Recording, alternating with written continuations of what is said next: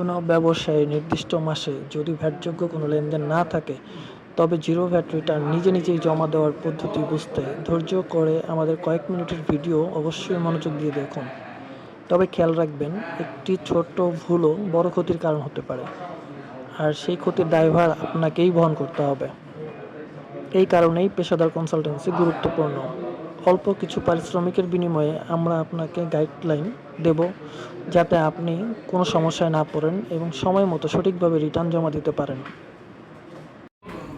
প্রথমে আইডি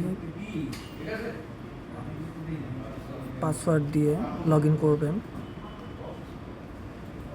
তারপরে যথাযথ নিয়মে ফাইল অ্যাপ্লিকেশনে দেখবেন একটি ফাইল আপনার জন্য ওয়েট করতেছে, যেটি আপনার রিটার্ন সাবমিশনের জন্য দরকার। দেন তারপরে গো ফরওয়ার্ডে ক্লিক করবেন।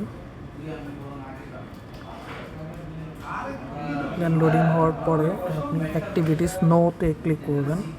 যেহেতু আমাদের ভ্যাটেবল কোনো ট্রানজ্যাকশন নাই, সেক্ষেত্রে অ্যাক্টিভিটিস নো।